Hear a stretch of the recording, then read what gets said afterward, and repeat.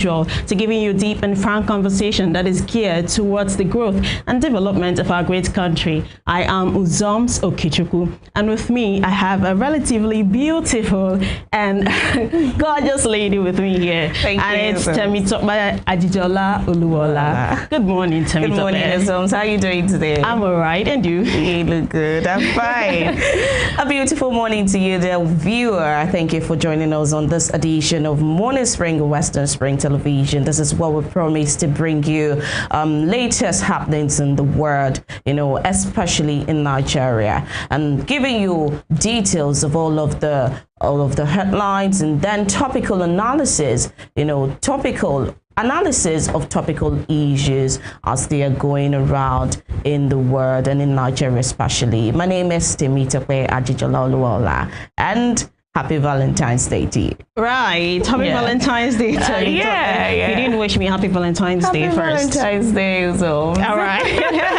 Yeah, so today we've had a lot of stories, and as usual, we're going to be going straight to the headlines. But yesterday, the increased proposed budget for 2025 was passed by the National Assembly, and what we actually understood from the increment of to the adjustments is the fact that they're planning to give us good industrialization, get good facilities, the health sector, the education, make industrialization a key factor in the country right now. But some Nigerians would still say that some of these things are things we've been hearing from time immemorial, It's something that we always see, and we don't always hear it, but we don't see it. We never feel it.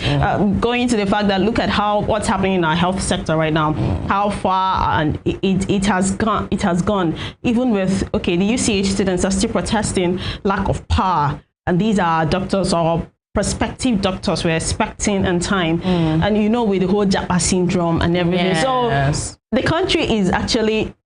It's a good one. I would say it's a good one if actually it's going to take effect. That's just what we're looking at. But today we're going to be looking more. We're going to be having deeper conversations with our guests today. You really cannot blame Nigerians for being pessimistic sometimes when the government is talking about new policies or new things, because you're going to ask yourself, how well have you done with the problems at hand? There is tariff hike. There are telecoms, price of fuel, everything going on around. And economy, we're going to be told on our roads. And so there's still a lot of back and forth, negotiations coming to the table, to talk about all of these things. So when Nigerians are telling you have issues, the ones that are right before you, and you cannot solve them, how well will you solve the ones you just bring in? And so it's really a tough one. And with the latest of the banking, we're going to be charged. For every 20,000 naira, and when it's an ATM outside of the space of the bank, it's fine. It's a lot. It's a lot. Nigerians are really grappling with a lot right now.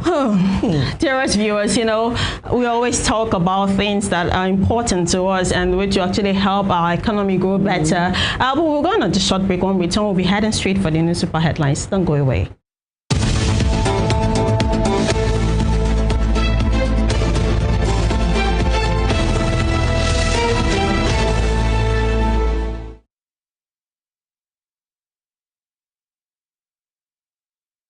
Welcome back now to the newspaper headlines. We'll be heading straight to The Guardian. And The Guardian this morning, we have hidden costs of providing healthcare in darkness. That's electricity as medicine. Hidden costs of providing healthcare in darkness. I mean, this is just what we just talked about just now. Exactly. About students protesting. Right. Exactly. And you can see it. I mean, it's where do we go from here?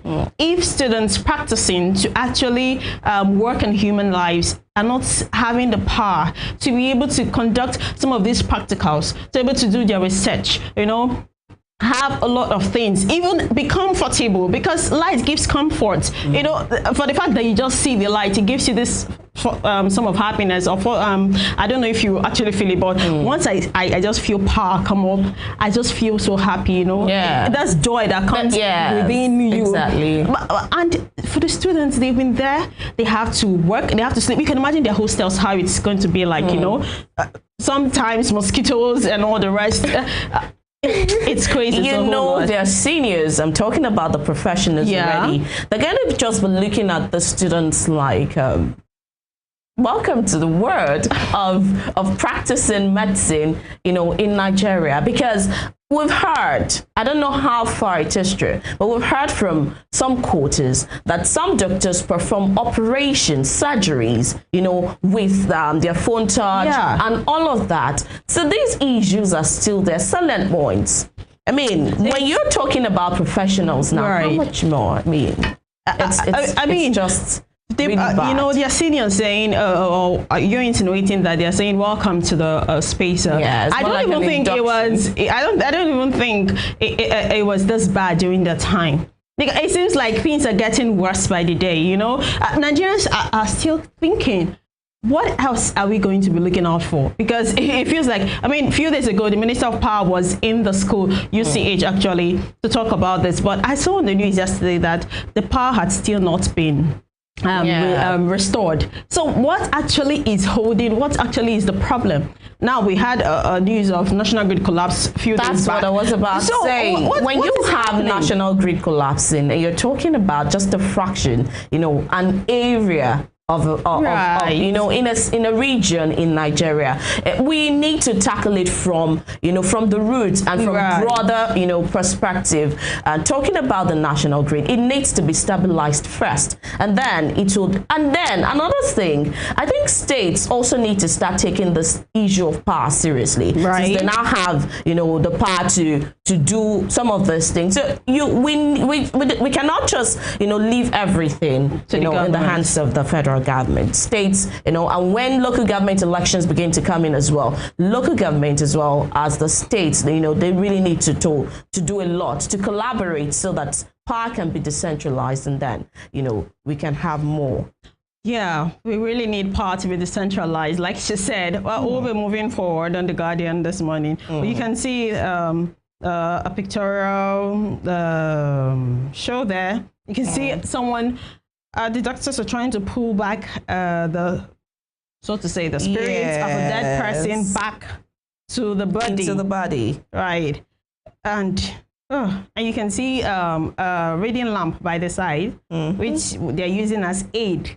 More like a substitution. More like what I just said. You need to see. Yeah, you need to see. So it's, I mean, no. It's a whole lot. We have critics question priorities as National Assembly passes record 54.99 trillion naira budget. This is what we just talked about earlier. Well, we're going to be having better and deep talks about this in the comment as the program progresses. So just stay tuned. Southwest Governors partner on regional development, plan joint security team against bandits. I think that's a good one. Yeah. It's a step in the right direction. Right. And I think that there should be more collaborations, you know, even as we roll into the year. But since the inception of the year, even late last year, we've been hearing, you know, states, governments, I mean, Southwest states, you know, collaborating. And it's been like that for a while, and even with the advent of Amoteco. So really, we need this. You need the grassroots mobilization. You need collaboration at these levels so that it can be strengthened. I mean, when Southwest governments come together, they can always man and then, you know, build some sort of firewall, so to speak, around their states, and then there will be utmost result out of this. You know, like the saying goes, unity in strength. You know, a broom can actually be broken when it is a single stick, but when it's together, it's really difficult. So when we come together, it will be difficult for these guys to actually penetrate and cause more havoc.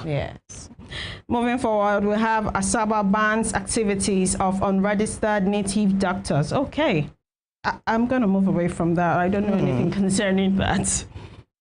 Loan controversy. Onosanya appears in court to clear name. Okay. NSA criticizes Canadian embassy for refusing CDS others visa. NSA criticizes Canadian embassy for refusing CDS others visa. Some Nigerians would say it's not new. But you know, most persons that have traveled out seem to have some of them have this horrible Tales of experience. woe, yes. And they say once they see you're in Nigerian, there's this way they treat you, there's this form, there's this way they look at you, like yes, extra scrutiny. You know, so it's not new to us. MTN pegs call rate at 13.8 naira per minute, apologizes for 200% data price hike. What? I have to take this again. MTN pegs call rate at 13.8 naira per minute, apologizes for 200% data price hike. Now, correct me if I'm wrong. I thought they were actually advocating for 50% increase. Yes. Why are we getting from MTN 200% data price hike? 200%. Like, as a Nigerian, I'm already tired. Like, as a Nigerian, I don't even know what to say anymore. How much more? Well, you know, we do not have the details of this. Right. It may be apology that it was taken to 200%. Maybe that was a mistake. And it may be apology because they are sustaining that 200%. But then people can always check out the details of that story. But that is why negotiations still needs to go on. That 50% is really too much. So we cannot even begin to talk about 200% at all. There is no way Nigerians can afford to have 200%, you know, data price hike. Exactly. You know? So it shouldn't be on the table at all. It's not on the cards. Not at all. Okay, moving forward, we have to be really fast right now. You have customs intercepts large cache of arms, ammunition in Lagos. Customs intercepts large cache of arms, ammunition in Lagos. And also, UI medical students protest halls exemption from restored power to UCH. Okay, that's a good one. UI medical students protest halls exemption from restored power to UCH. At least the power has been restored. Just some halls are still out there. Well. All right, let's have a quick run through the Punch newspapers this morning. At the top of the banner, it says here, Southwest governors plan joint operation against ISWAP terrorists. And right here, just beside it, federal government ex-envoy slam Canada for denying military chiefs visas. I mean, as much as we would say that people, you know, high officials right here in Nigeria should have it good, we should also talk about the fact that when an ordinary, let's just put it as common Nigerians, they face this almost every day. You know, right there at all of these embassies. But then when it comes to our leadership, they take it, you know, with utmost priority. Right. I think that should be caught. Everyone, you know, when Nigerians, common Nigerians or people in our public offices have, you know, sort of this treatment, it should be treated with utmost priority. I mean, at the end of the day, we are all Nigerians and we are one.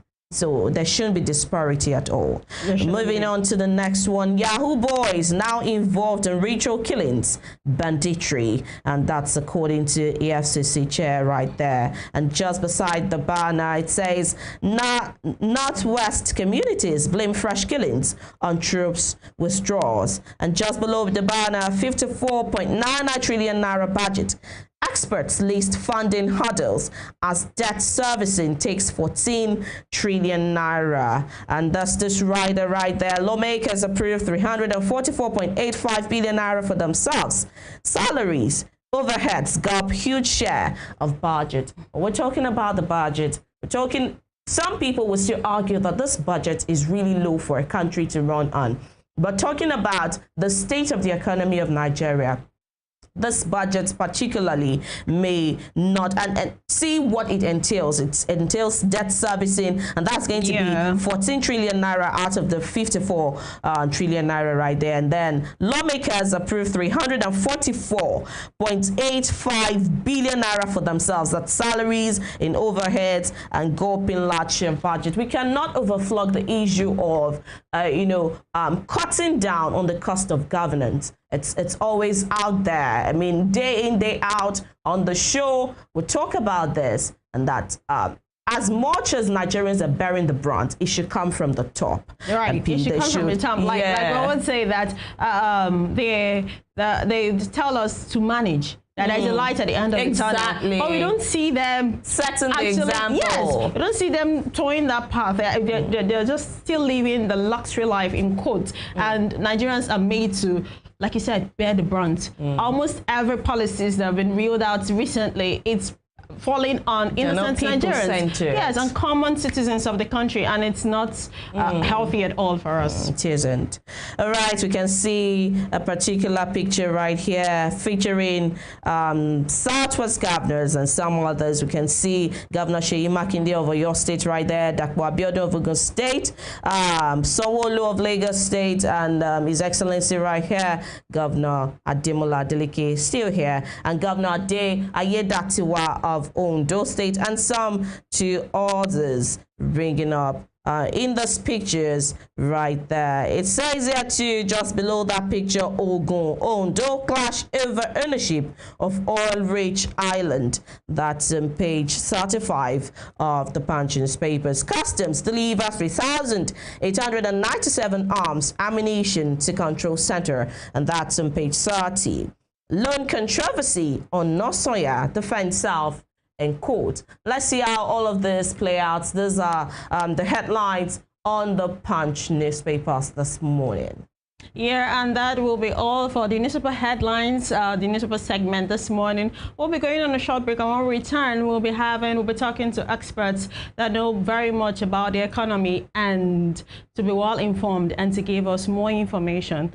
Thank you, and stay with us.